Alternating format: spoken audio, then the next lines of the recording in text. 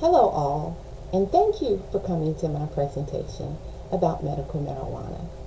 My name is Tina Irvin, and I am a student at WGU majoring in Human Resource Management. Today, I will be talking about the benefits of medical marijuana. But first, I want you to focus on the picture of this little girl in front of you who was suffering from over 300 seizures a day prior to using medical marijuana. We will discuss more about her later in my presentation. The purpose of this presentation is to inform you about the benefits of medical marijuana in the treatment of certain illnesses and to clear up some of the misconceptions about the danger of using medical marijuana as part of a medical treatment plan. Continuing to inform our citizens about the beneficial and safe uses of medical marijuana will help to improve the advocacy of the legalization of medical marijuana in our state. I want you all to ponder on this question. Have you ever been or watched someone you love experience uncontrollable pain, nausea, or seizures despite compliance with taking their prescribed pain or nausea medicine? It is a known fact that prescription medications kill thousands of people each year. Off the top of your head, can any of you tell me how many deaths have been caused by using marijuana? The truth is, there are no documented deaths from the use of marijuana. Not one. Research suggests that medicinal marijuana can aid in the treatment of very ill people because it effectively decreases the symptoms such as pain, nausea, and vomiting that are associated with various diseases, and it can reduce seizures in epileptic patients. Several studies have found that marijuana has an analgesic effect because of THC, which is short for tetrahydrocannabinol. This is the chemical compound known by most people as marijuana. It is found in the cannabis plant. When marijuana is used through either ingestion or inhalation, it binds to certain receptors in the brain that are called cannabinoid receptors. A large population of Americans recognizes the medicinal value of marijuana, and numerous states have already passed legislation recognizing the medicinal benefits of marijuana. For many reasons, people against the use of marijuana, and they are against it for any reason, for any purpose. Some have gone to great lengths to maintain its status as a prohibited drug. According to Chappis and Webb in 2008, the therapeutic possibilities of cannabis have been overshadowed by several reasons. These include its status as a prohibited drug, its reputation as a drug of abuse, its reputation as a gateway drug, and the widespread worries of risk and harmful effects. With the numerous case studies and research that prove the advantages of medical marijuana, it seems almost criminal to allow patients to suffer from symptoms in which marijuana has been proven to alleviate.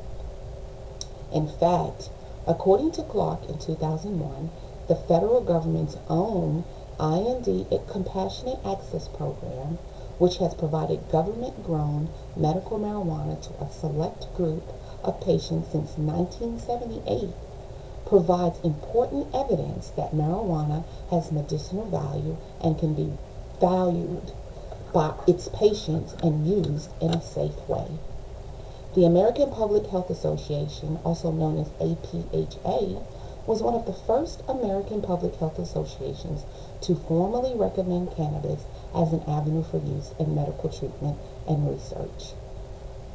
I'm in agreement with the fact that the legalities of the labeling, the monitoring, the laws, and other red tape will definitely need to be adequately addressed in order to prevent misuse and abuse of medicinal marijuana. But it's impossible to ignore the fact that research suggests that medicinal marijuana can aid in the treatment of very ill people because it effectively decreases the symptoms such as pain, nausea, and vomiting that are associated with various diseases, and it can also reduce seizures in epileptic patients. Medicinal use of marijuana to relieve pain is nothing new. In fact, the health benefits of marijuana have been discovered many years ago. Physicians from ancient times prescribed marijuana for pain relief among other conditions. In fact, chronic pain constitutes the largest single use of medical marijuana.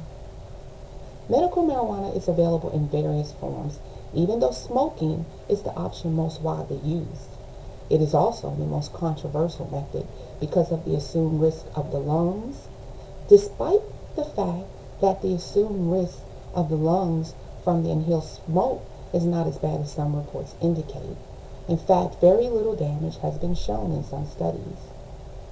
Clark in 2001 also stated that any potential problems associated with smoking can be reduced by using higher potency marijuana.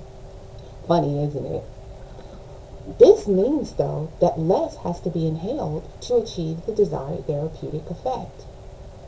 Moreover, THC is not toxic at high doses like alcohol and nicotine and many other common medications.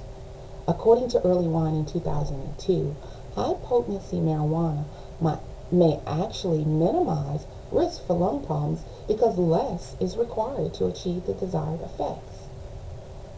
For those worried about lung damage, there are other ways to gain the benefits of medicinal marijuana, like extracting the THC into oil or butter, and then these can be used to cook with or to ingest instead of smoking. Not only can marijuana be the most effective pain treatment for some patients that have tried prescribed medicines, it is the only effective treatment that has worked. For example, existing prescription medications on the market have often failed to alleviate chronic pain and pain associated with cancer. It would be impossible to determine which medications work best for all people for pain and then eliminate all the rest of those that are on the market. It is common knowledge that some people respond differently to different medicine. What works for me may not work for you. This is why there are a variety of medicines on the market to treat the same ailment. For example, consider all of the controlled substance and over-the-counter medications available just to treat pain, like ibuprofen, Tylenol, morphine, aspirin, tramadol, Lortab, codeine, etc. Most patients that have tried medicinal marijuana have often found it to be more effective treatment than those over-the-counter medications and prescribed medications. Furthermore, one of marijuana medical uses best supported by research is the treatment of nausea. Marijuana controls nausea because marijuana contains about 80 active cannabinoids in addition to THC, and many of them contribute to marijuana's therapeutic effects. These therapeutic effects can improve mild to moderate nausea caused by cancer patients who receive chemotherapy. The goal for patients suffering from nausea, such as those undergoing chemotherapy, is to prevent nausea and vomiting. These patients are typically given a pill, even though these patients are often unable to keep pills down. Pills are generally ineffective for patients already experiencing nausea or vomiting because of the difficulty in swallowing or keeping down a pill. And the last thing that these patients want is a pill when they are already nauseated or in the act of throwing up. Also, pills have a slow onset of the drug effect. It is so important that physicians have the authority and the freedom to choose the best treatment plan for their patients. Physicians specialize in the treatment of illnesses. So for this reason, treatment decisions should be made by them and not by politicians and law enforcement officials. Marijuana is far less harmful and poses fewer negative side effects than most prescription antiemetic medicines. In fact, the side effects seen in prescription and over-the-counter medications oftentimes lead to liver failure, kidney toxicity, and in some cases, GI damage. You've seen those medication commercials that detailed a long list of side effects. You wouldn't take any of those medicines after seeing those commercials. These effects are not seen with the use of marijuana. Moreover, marijuana has been shown to provide effective relief from uncontrolled vomiting, even in patients for whom the conventional medications have failed. According to Dr. Iverson in 2001, cancer patients receiving chemotherapy almost invariably experience nausea and vomiting, with an average of 6 bouts of vomiting during the first 24 hours, unless they're protected by some form of an antiemetic medication. Dr. Iverson states that some patients undergoing chemotherapy have reported to suffer from gut-wrenching and uncontrollable vomiting. These symptoms have been so severe that some of these patients have chosen not to undergo life-saving chemotherapy. Can you imagine that? Scientists studying marijuana's potential marijuana uses have also found that marijuana is a safe and effective treatment in the reduction of seizures in epileptic patients. The anti-convulsion properties of marijuana are one of its oldest known benefits. Epilepsy is a chronic condition of the brain in which misfiring of the brain cells occur. These misfirings of the brain cells, known as seizures, can cause convulsion and sometimes unconsciousness. According to Dr. Chauvin in 2010, epilepsy is a symptom of a neurological dysfunction. It has many forms and underlying causes. Dr. Chauvin also states that drug therapy will fail in about 10 to 20% of patients. It is important to find a treatment plan that works for these patients that fall into this category. Since the normal treatment for seizures are called anticonvulsions, those don't work in those patients, so sometimes these physicians need to consider a different form of medication. And countless researchers and organizations have documented that medical marijuana has benefits in the treatment of epileptic patients, including the Epilepsy Foundation. On procarcon.org in 2012, a website that researches important and controversial issues in an unbiased way, documents one of the most widely known cases of treating epilepsy with medicinal marijuana involving a little girl named Charlotte Fiji, born in 2006. She is the little girl in the picture you're looking at. She suffers from Darbeck syndrome, which is a pediatric form of epilepsy. According to a statement her mother posted on procon.org, Charlotte started out on a low-dose, non-psychoactive dose of cannabis after receiving the green light from her physicians and her neurologists. They charted her progress, and in the first week, Charlotte was 7 days seizure-free.